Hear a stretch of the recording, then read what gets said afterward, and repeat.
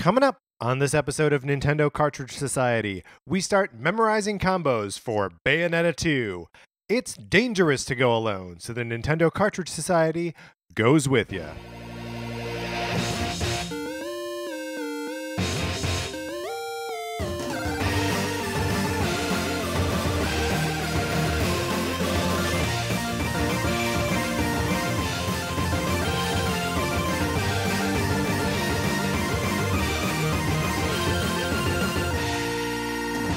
Welcome to Nintendo Cartridge Society. My name is Patrick Ellers. I'm joined, as always, by my co-host, Mark Mitchell. Mark, how's it going? It's going really good. Yeah, I feel like I'm. It is good for me as well. I've been blowing my nose today. Do you think this foretells illness in your future? I would hope not. I feel like I've been on the verge of getting sick for the last month and a half, and I'm done with that. Right. I don't want to just go ahead and get sick. Mm-mm. I just want the whole experience to be over. You are moving past it. I want to die. Is that what I'm driving at here? I rode my bike to work today. Mhm. It was chilly, so maybe that's why I'm blowing my nose. Oh, maybe just the change in temperature in general. That could be. Mark, I think we've cracked it. That's what it is. There'll be no more conversation on this topic. We will be discussing Bayonetta 2 on Switch in just a moment, but before we get to that, a couple things to remind you of, dear listener. Ocarina of Time, The Legend of Zelda, The Ocarina of Time. We're going to be ranking the dungeons in that game. A week from today. A week from today. You don't have a whole week, though. You only have a couple days before we record our conversation about it. So if over the weekend you're like, hey, I have thoughts about those dungeons, email them to us. And you know what? Maybe you don't want to wait till the weekend. No, maybe you want to do you it are right now. inspired right now. That's right. And any thought you have about any dungeon. Let's say your favorite dungeon is Ganon's castle at the end. That's a valid thing. I don't know that either of us are going to put it on the top of our lists unless you try to influence us. Mhm. So you should email us Nintendo Cartridge Society At gmail.com. and just tell us what you think. How would you rank them? What do you think is great? What do you think is no good? And while you're writing into us, Yeah. why not just include your physical mailing address? Yeah, this is for a different thing, and maybe it should be a separate email.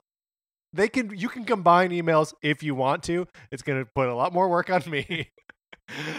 Your physical mailing address is for borrowing my copy of Sonic Forces, which you are more than welcome to do. It's a copy that I bought for Switch because I thought maybe this is a game I'll want to play. I don't like money. That was you. That was me. I was saying I don't like money. I was saying I'd like to challenge myself to enjoy something I'm probably not going to enjoy. And so I bought Sonic Forces, and now you don't have to pay for my mistakes, I guess, is how that works. So borrow it for as long as you want, and then just send it right back to me. It doesn't cost you a dime. Just got to play Sonic Forces for a little bit. Mark, we've got a little bit of a follow-up to something we were talking about last week on the topic episode with Greg Smith. If you haven't listened to it, we talked about weird games, including Def Jam Fight for New York, Pest Terminator, the Western Exterminator. There you go. The Final Fantasy Legend, which inspired an email from a listener by the name of Colin Narod, who says about Final Fantasy Legend, hearing the plot of this reminds me of the story of Nimrod from the Bible, amongst other sources. If you're not familiar with it, here's a Cliff Notes version. Basically, Noah's son, Nimrod, the warrior, is pissed at God for the flood and the stranglehold that he has of fear that he's instilled across the world. Nimrod brings 4 nations together to defeat God by building a giant tower, supposedly to reach God and defeat him. God, in a cowardly move, ultimately gets back at Nimrod by fragmenting his 4 nations centered around this Tower of Babel. God changed the languages of each nation so they couldn't collaborate anymore. Wikipedia says this confusion from the lack of understanding spoken word is the root of the term Babel. So, and maybe the root of the term Nimrod? For maybe. an idiot? And also, it is amazing that tower thing is that, that's a constant. This was one of the reasons that I brought up Final Fantasy Legend, is that the whole point of the game is climbing a tower to kill God, and couldn't understand why that was part of it. But hey, maybe it's loosely connected to a story from the Bible. Yeah, thank you so much, Colin. Yeah, that I love when someone else does our research for us. But always great to hear from a listener. So the rest of you, you've got homework to be more like that. Yeah, where can they send? You can send any of those emails to Nintendo Cartridge Society At gmail.com. Did we really ask for emails on 3 different subjects without saying the email address until right now? I feel like maybe. I don't know. It's impossible to know. We give out the email address on the show so frequently that I feel like I black out when I do it, so I don't even remember when it happens. All right, Mark, at long last, we've been withholding our feelings about Bayonetta from each other. Let's get into our topic of the day, Bayonetta 2 on Switch.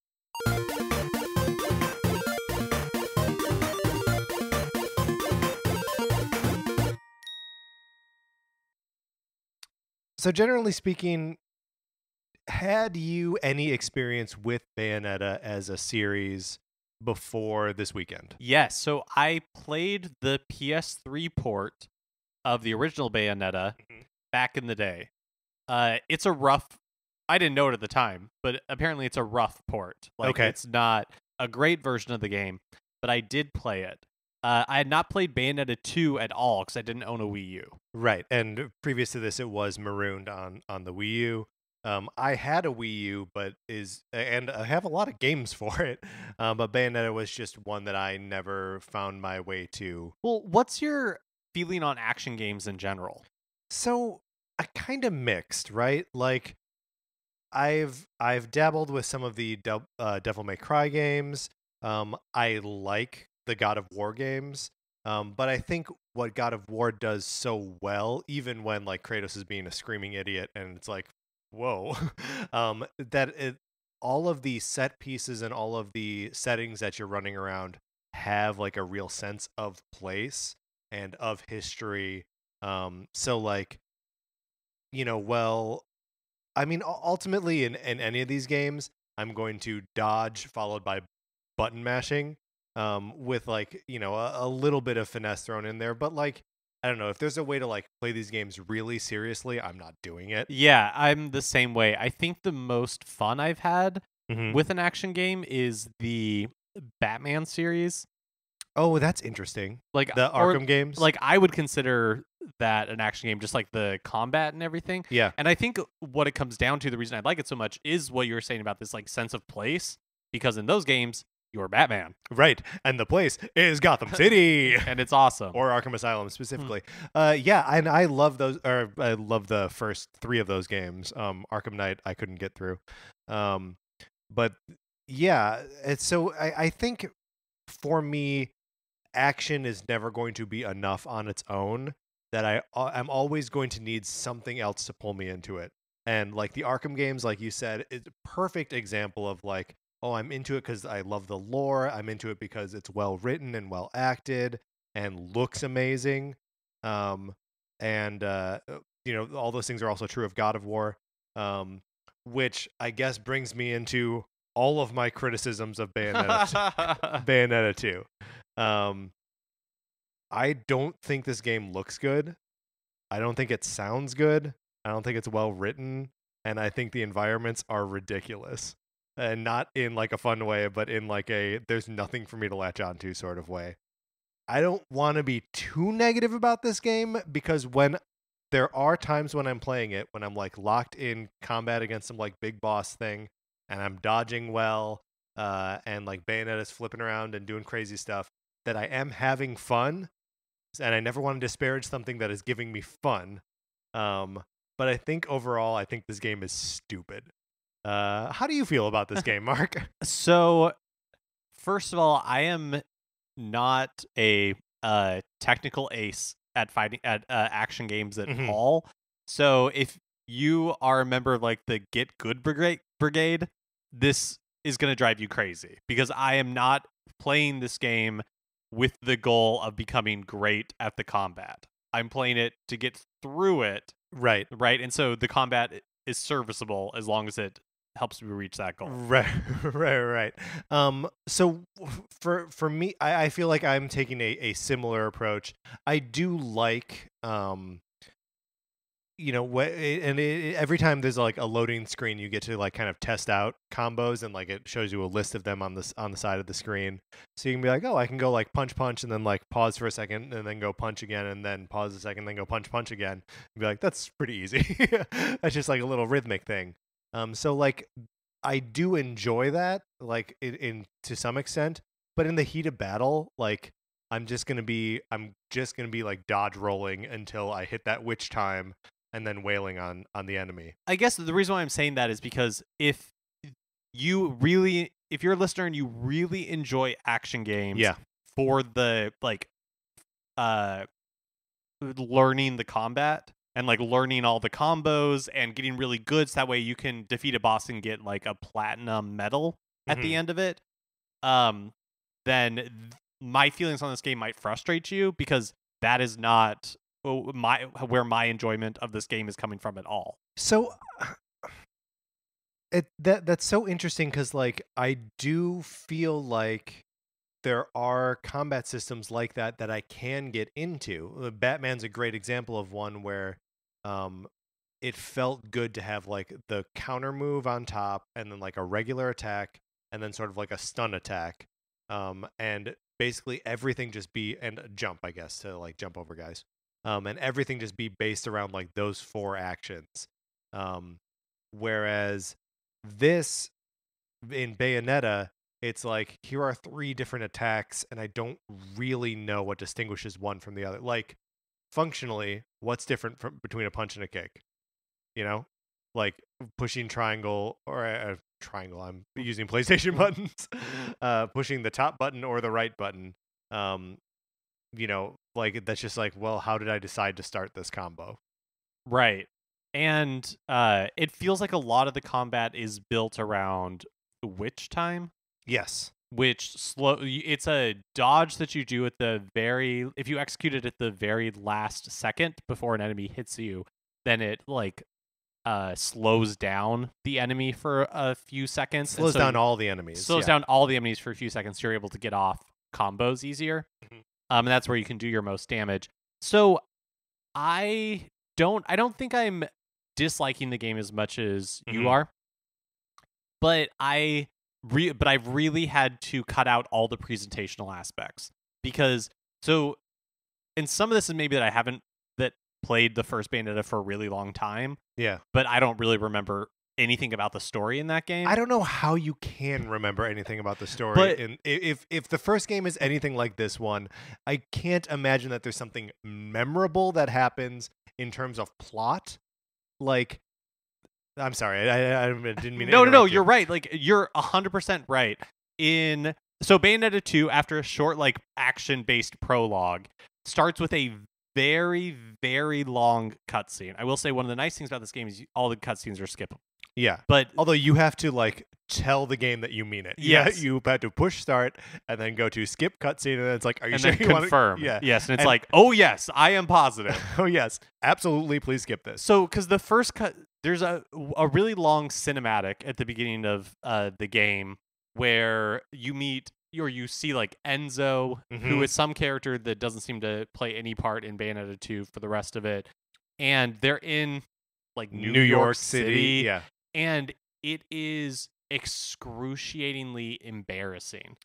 Like, yeah. It's so poorly juvenile, written. Yes. And like poorly written. And so this is a game to me that like, it feels like it wants to be so cool and edgy and like sexual, and yes, I never felt like it earned any of it. It all just feels like it was written by like 13-year-olds. Well, because all of the characters, I guess maybe Bayonetta herself doesn't, but like everyone throws around the most severe language, saying the F word like left and right, like in crazy, like where they're flying through the air, and like there's a point where Enzo, there's a motorcycle barreling down on him, and it's about to flatten his crotch, because this is the level of humor that this game engages in, and he's just screaming mother effer, and it's like, what? That's no one's natural response to like being hit by a, like, he you know what I mean? Yeah. It just doesn't make any sense. It's so excited to play with language that might make you squirm and with Bayonetta's body. Which I also like. I can't play this game with anyone else in the room because like I'm just embarrassed. Like if Sarah walks in, I'm like, I'm gonna take this thing out of the dock so she doesn't see this like dumb sexy witch like throwing her clothes off to attack demons. It just like there was a while where I really didn't like reading some comics in public because like I didn't want someone to see that I'm reading a book that has like specifically the Red Lantern Bleeze. Do you remember Bleeze? Mm-hmm. She's a scantily clad female lantern who has like giant wings and vomits like, toxic blood plasma, which is just like a juvenile list of words strung together. And I don't want anyone to know that I'm reading that, and that's not what I'm reading it for. And I feel like I've got the same relationship with Bayonetta, where like I'm a little bit embarrassed by the fact that I'm playing it. Yeah, I have a really hard time with the presentational aspects of it. Outside of the music, which Okay. I think is occasionally really great. Like the store in the game is called the Gates of Hell. Gates of Hell. And when you're in it, it plays this really like jazzy like noir number, which I think is really catchy. There's a cover of Moon River in here Which that I is think so weird. it's so weird, but I think it works for some reason it works really well in the context of the moment for me. And there's a couple of times where there's these like pop songs playing during combat, and I think that's when the game does the best job that it does of kind of embodying that cool kind of like flirty kiss off sort of attitude that it desperately wants to embody. Yeah, I wonder if like that's part of what we're missing, is that it is chasing a little bit of that like pop idol aesthetic, which is something that is more Japanese, right? That you and I aren't responding to super positively and just being like, this is kind of dumb.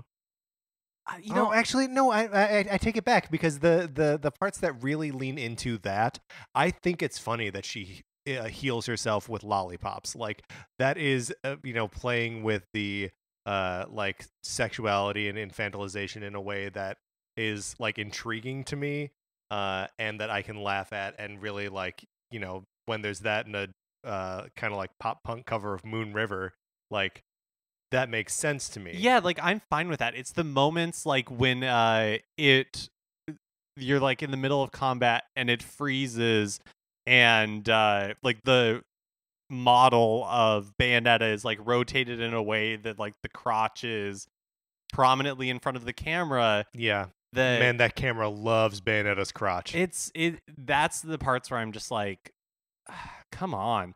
But I also feel like the game's limited budget really shows in a lot of ways. Like there are a few fully rendered like cinematic cutscenes. Yeah, but let's talk about lot this. of the game. Yeah. A lot of like the story elements are told in this weird like, I don't even know how to describe it, like living comic type. It's almost like motion comic, except maybe less. So like less expressive. It's basically that they take stills of the characters in the environment that they're in, and like the environment is still animated. If there's like running water, the water is still running in the background, while the character stands there motionless, and like some dialogue plays. Or like if they're skidding into place, you'll see them skid into place. And like or like somebody's jewelry will be like shaking, but it's really like limited animation, right? And it seems like what they're trying to do is just cut out the part where they have to deliver a performance by the character. And I don't think even in like the cutscenes, I don't think anything is like motion capture performance. Like I think they're just animating these things as quick and dirty as they can. There are some moments during like Enzo's performance at the beginning where like his head doesn't appear to be attached to his body. There's a scene where he's in a store buying a toy jet, and like they wrote the scene like the shopkeeper has lines, but the shopkeeper doesn't have lines and isn't really animated. No, isn't really animated at all. Like the same animation over and over. So there are a lot of corners cut in the presentation elements of this game, but like I don't know. I struggle with that so much because the it doesn't matter, right? Like the environments that you're moving between become so insane and so like divorced from any like real physical space that the need for a narrative, it doesn't seem like there is a need for narrative, right? It doesn't make any sense. It doesn't make any sense. Why does she even go to the city in the first place? Well, okay. I just said it doesn't make sense, but I am going to kind of explain what happens. So the other witch dies, right? And so that's she's Jean. Maybe Jean. Everybody has like 2 names. Yeah. She's put into stasis, right? And but in order to save her, Bayonetta has to go climb like that tower. Right. It's like Freedom Vault or something. Yeah, in order to like get to the gates of hell. I don't know. That part's a little unclear to me. She's trying to get to Paradiso, right? Yes. Which is heaven. Right. Right. And there's a large tower that she has to climb to get there. But later, no spoilers, she ends up having like where they really want to go is the gates of hell. Because that's where witches go, obviously. The actual gates of hell, not the store called the gates of hell. Yeah, something like that. No, I'm clarifying that is the case. And also, how weird is it that we're talking about another thing where someone is trying to ascend a tower? I know, right? Just we just to talked get to about. heaven. Yeah.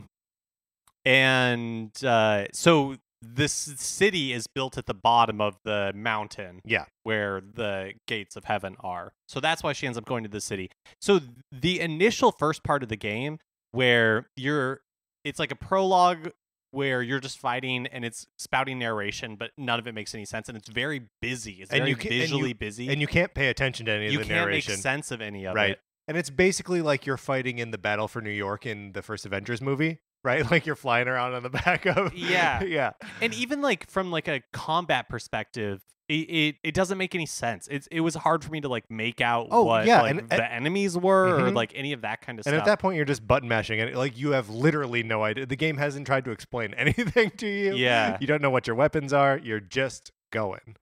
And then once that and the terrible cinematic at the beginning is finally over with, and you get to the city. It's not a great environment. It's kind of a generic looking, kind of like Italian city. But it at least opened up in a way that I was like, I enjoyed the aspect of like running around and kind of exploring the environment. Even though it's pretty limited still. It is limited. Yeah. And then, like you can run as a cheetah. Right. Type thing or like a panther. It's a panther, I think, yeah. Later you can transform into a snake to like swim or like a serpent to like swim through the water. And you can buy an upgrade so that you can fly through the air like a crow. And there are some little like side missions you can do that they're like mini challenges. So it's like defeat all the enemies in one combo. Defeat all the enemies, but you can only do damage in which time, like those sorts of things. Then you get items for doing it. So it's not a thoughtless game, right? There are like the building blocks of a potentially fun game, and I didn't hate it. Like once I got into the mode of like I skipped every cutscene as soon as it started, and so suddenly nothing made any sense to me in this game. I'd be like standing around in a church, and then suddenly all of a sudden I'm like barreling down a tunnel of water with a giant like. It's the same experience if you watch the cutscenes. I mean, it's because one thing I did do is I switched the voice acting to Japanese because I was like, I can't listen to these actors struggle with this dialogue anymore because the dialogue doesn't make any sense. And it's poorly written, I would say. Yeah, it's very poorly written. Characters are never responding to what someone just said. They're always just talking. In like weird little poetic things. They're like, maybe that sounds pretty, but it's probably just like a cliche thing that they're pulling from an action movie or whatever. But there's so how far did you get in this game? I think I'm on chapter 11. Okay, I'm on chapter 10. So there is like a big plot development that did have like I actually recognized recognized the characters and was like, oh, this is meaningful because this character did this to another character's mother. But like it took, and that's like chapter 9 somewhere, but it took until like 9 chapters in for me to finally be like, I understand one thing that's happening in this game. And maybe it's not fair for me to ask for like emotional or physical stakes in a game where you're, like jumping around and summoning hair demons to fight angels. How do you feel about the angels you fight, or any the monsters I of actually any kind? I don't mind the design of the games. Like I think some of the environments are pretty boring, but I think some of them are kind of fun. And I think the enemies you're fighting, especially some of the bosses, Hmm. I think are pretty cool.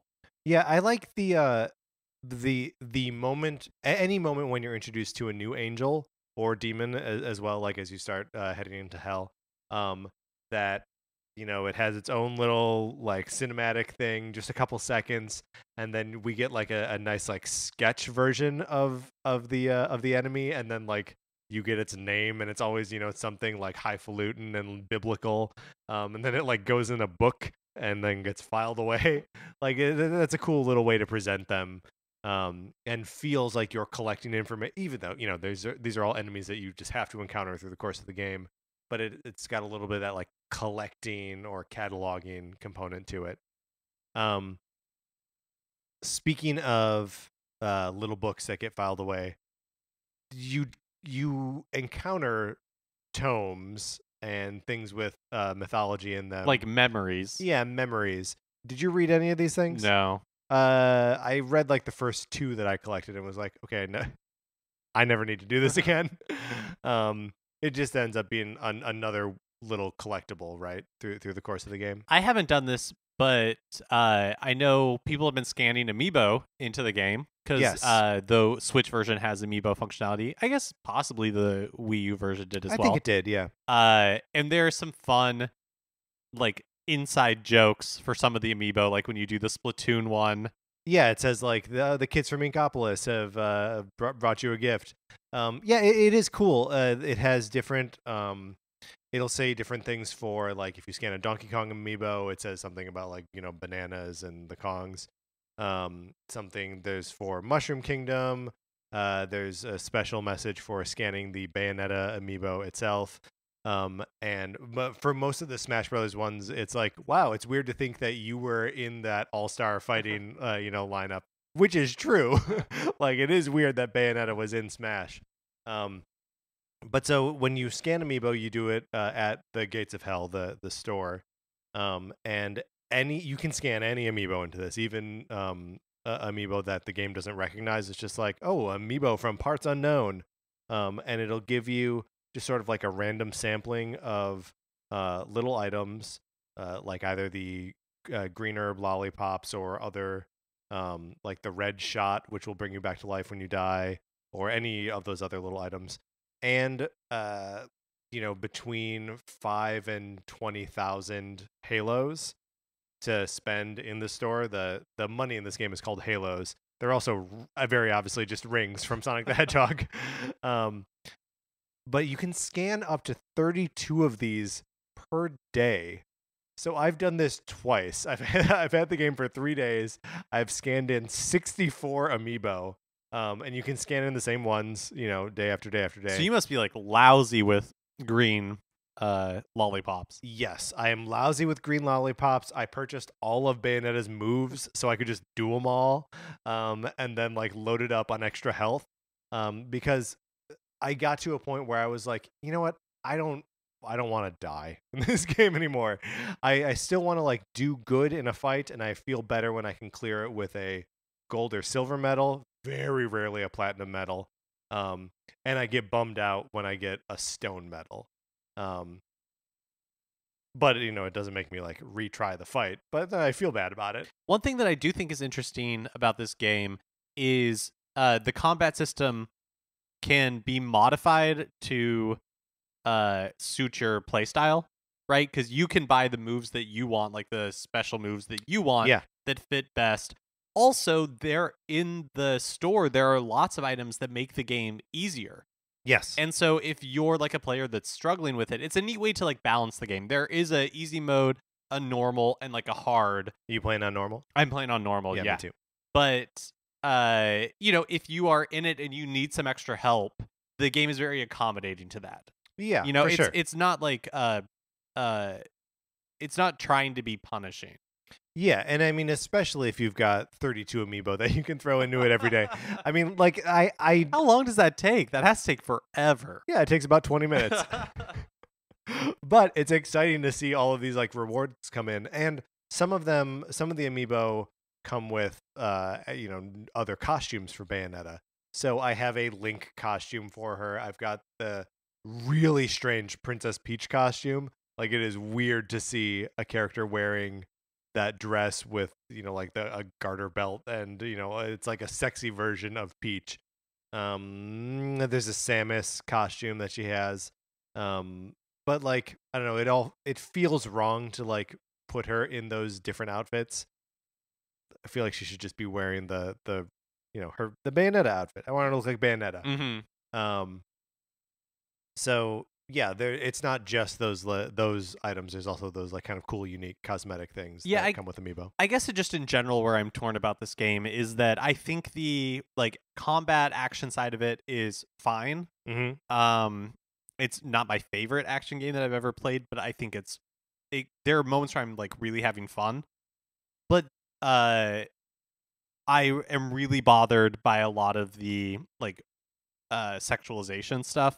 Yeah. That it's not fun to me. Yeah. And I think that's I don't know, it feels gross. I don't like it. And so that's why I'm kind of turned off on this game in general, because even that parts of it that are fun are always interrupted by these like moments that just kind of make me feel gross. Yeah, I mean, as you're doing a big attack, a lot of this is something that doesn't make sense. Bayonetta's hair, which is short in this game, is also her clothes. Yes. Is also her like weapons, right? Yeah. So when you're performing bigger attacks, she has more hair committed to the attack, which means there's less hair covering her body. And like every time the camera like swoops back around and like you can almost see a nipple, I'm like, what are we what is this? What are we doing? I don't know like who this aspect of the game is for other than like 13-year-old boys. And like I said at the beginning of the show, like I have felt embarrassed playing this game a lot. And even outside of those moments where her body is exposed in kind of pervy ways, just the way she's designed, her legs are like twice as long as they should be, and she always her posture it's a boobs first way of walking, right? Like her back is arched in like an insane way all the time, like in cutscenes, and like swinging her hips. It's like it's nonstop. Here's one thing that I don't think would fix the game, but that I think would at least make it a little more feel like everybody was in on the fun, is if they took the hypersexualization that they imbue Bayonetta with and did it to the male characters. Yeah, sure. I mean, one problem with that is a male character that we spend a lot of time with is at least visibly a child. Right. So that would be. But there's like the cowboy dude. The cowboy dude, yeah. He should be dripping with sweat and like hunky all the time. Yeah. And so he's just like a weird cowboy dude. I mean, it just feels I don't know, just like so targeted in a way that I find unappealing. I did try a thought experiment for a little bit where I was like, if I pretend that Bayonetta is a man in drag, is this more fun? Like, can I is the sexuality more like celebratory, or but even in that I was like, no, it still feels gross to me, which is a shame, because like I like the idea that there is a way for this character to be like empowering in some way, but she feels so subject to like the male gaze, and also just knowing that it's like coming out of Japan too doesn't do anything to make me. Yeah, when we're introduced to her and she's on like a shopping spree, and it's just like, what the hell? What is this? Yeah, I agree. But the design of the enemies are kind of cool. I don't know. It's hard for me to like go back and say positive things about the game after like sitting in the things that I don't like about it. Sure. And I think that's fine. Yeah. Do you think you're going to play through to the end of this, or? 18 chapters in the game. I looked it up because at some point I was like, I want to get at least halfway through. Right. Right. No, probably not. I'm Probably not not. invested enough in what's going on and I am not enjoying the combat enough. Can I share with you the plot development thing? It's a spoiler. Yes, for, please. I would love to. This is a spoiler for halfway through Bayonetta, so you've been warned. Loki, the kid that's been running around with you, murdered Bayonetta's mother. And Bayonetta's mother and the Lumen Sage that you're like fighting throughout the course of the game are Bayonetta's parents. Oh. And I don't know what the fallout is from that, but like you see it played out in one of those awful cutscenes that's not really a cutscene, where it's just like this clock is, marking out time between like panels in a motion comic. And that was the one thing that I was like, oh, I get there are maybe emotional stakes here. But this is the first thing I've understood all the way through this. I am glad that I played this because now I don't have to anticipate Bayonetta 3. Yeah, that was going to be my follow-up question is, does this kill all hype you have for Bayonetta 3? Yes. It's also just interesting to me, and this is more like a personal note, that how different I'm affected by Bayonetta 2 than I was when I played Bayonetta. Sure. Original. Do you think that is a matter of where you are in your life, or is it possible that just where we are in time? Because we're existing in a different time right now, and you and I are, we've always been like sensitive guys, but we're existing in a different space now where, the treatment of women is more on the forefront of just the conversation, whether or not it's more on the forefront of our minds. So I remember there was some conversation around the original Bayonetta and this idea, that she like when she performs a powerful attack, all of her hair is gone, so she's naked. Like that's like things that were in the first game. Yeah, and there was a conversation around it at the time. But I think it's definitely both.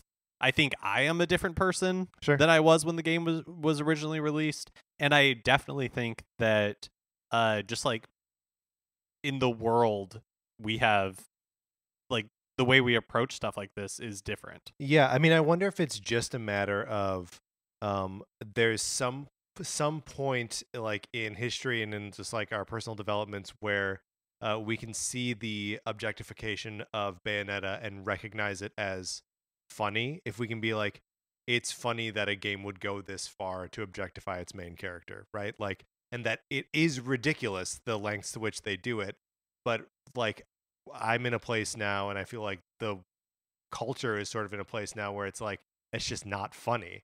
So I wonder, I haven't heard a lot of like negative stuff about this game, and it was sort of bumming me out to have this experience in what I felt like was a vacuum, and until we're talking about it now. So I would be interested to see how other people are, that if you picked up Bayonetta, what your experience is with it, if you're able to look past these presentational flaws, or if you're finding them to be, like I say, either funny or if there's like a way that they do feel empowering. I would be really interested to hear from a woman on this, what your experience of playing as this hypersexualized character is.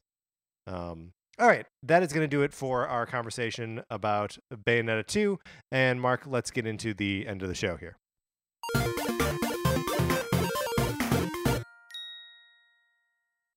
Remember, you've got just a couple days to tell us what you think about The Legend of Zelda Ocarina of Time dungeons. Otherwise, Mark and I are going to rank these things all by ourselves with no input from you. And then we'll resent you and you'll resent us. And it'll be like Christmas all over again. So you can send all of your thoughts on those dungeons to Nintendo Cartridge Society at gmail.com. If you enjoyed this episode, please rate, review, subscribe on Apple Podcasts. All of that helps us out considerably, and we appreciate it. If you want to follow us on Twitter, I am at Patrick_Ellers. Mark is at MKE Mitchell. Collectively, we are at Nintendo Cartridge Society. If you want to check out the Facebook page, that is just Nintendo Cartridge Society.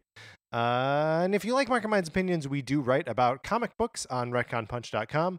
Olivia Duncan made our logo. Our theme music is provided by 8-Bit Betty. If you would like to find more of his music, you can go to 8bitbetty.com, or you can listen right now. For my co-host, Mark Mitchell, this is Patrick Ellers saying, I just don't get Enzo. He doesn't make any sense to me. And thanks for listening. Forget about it.